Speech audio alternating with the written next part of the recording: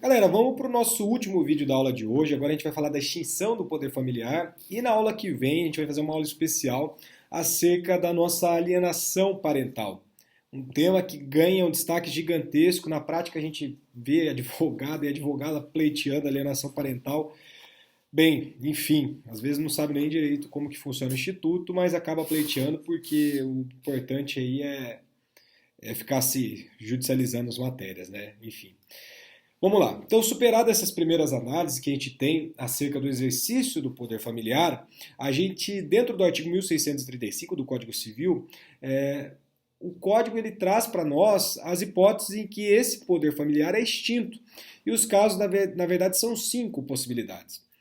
São cinco possibilidades da extinção do poder familiar. A primeira extinção é pela morte dos pais ou do filho. Eis que o nosso poder familiar tem um caráter personalíssimo, tá?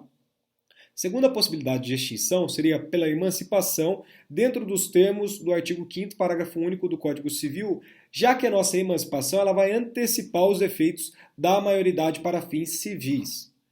Terceira possibilidade é pela maioridade aos 18 anos de idade, não havendo razão mais para o poder familiar diante da independência obtida com a maioridade civil.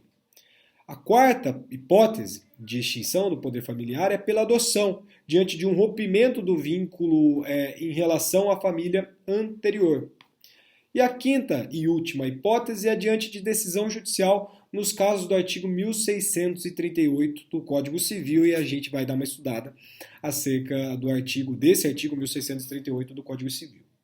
Em relação a esse artigo, o nosso comando legal, na verdade, em questão, ele trata dos fundamentos da destituição do poder familiar por sentença judicial. Esses motivos para a destituição desse poder familiar na redação original do comando são, por exemplo, a do castigo imoderado dos filhos, o abandono do filho, a prática dos atos contrários à moral e aos bons costumes, a incidência reiterada nas faltas previstas no artigo 1637 do Código Civil e, por fim, a entrega de forma irregular do filho a terceiros para fins de adoção.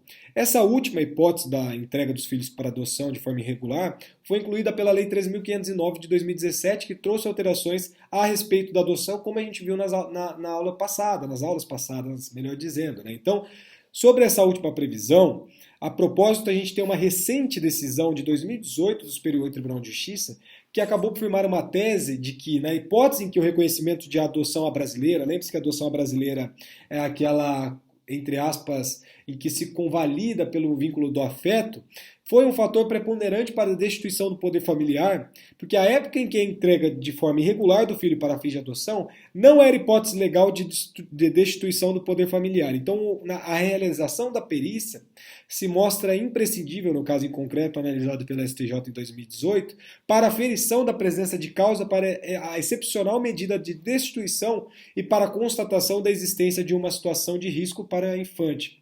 Então, em suma, aqui a gente tem um entendimento do Superior Tribunal de Justiça que a norma emergente ela não poderia ser pura e simplesmente retroagir, sendo necessário a gente analisar as circunstâncias do caso concreto e a caracterização no caso da adoção à brasileira. Isso foi um RESP aqui de origem do estado do Paraná, que é o RESP 1674207-PR, e esse RESP, como eu falei para vocês, foi analisado em 2018. Como eu falei para vocês, essa norma é de 2017, que incluiu essa forma irregular de entrega para adoção dos filhos, mas a gente tem uma questão de excepcionalidade a ser verificada no caso em concreto, quando essa modalidade ocorre antes da promulgação da lei. De forma sucessiva, dentro do ano de 2018, o nosso artigo 1638 do Código Civil, ele acaba por receber um parágrafo único e traz novas hipóteses de destituição do poder familiar por força da Lei 13.715 de 2018.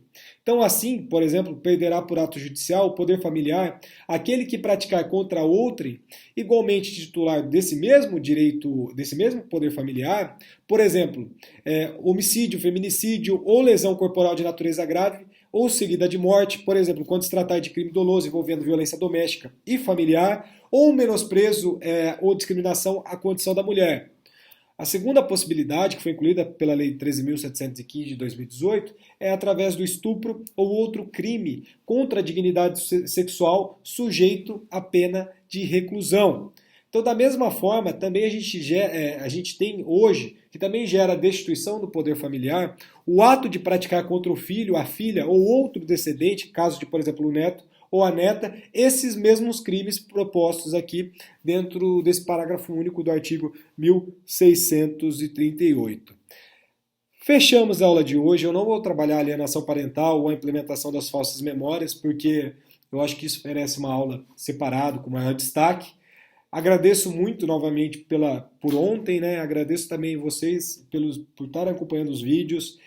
Como eu falei, já falei, acho que no vídeo passado, tem muita gente que não é da Dom Bosco que está acompanhando aqui os vídeos.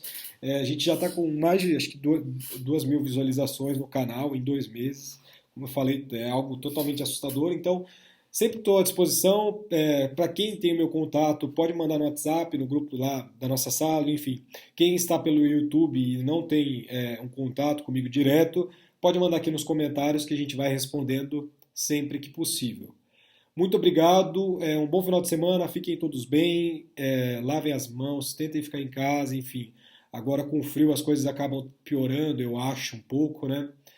Porque vai somando com a gripe também. Aqui em Londrina a gente tem um caso de dengue que é o maior do Brasil, enfim, o número de casos de dengue em Londrina é maior que o Brasil. Então a gente está passando por vários problemas e peço para que vocês se cuidem, para que o mais breve possível a gente consiga estar novamente em sala de aula, que é um sonho hoje. Então, obrigado e até a próxima, até terça-feira. Valeu!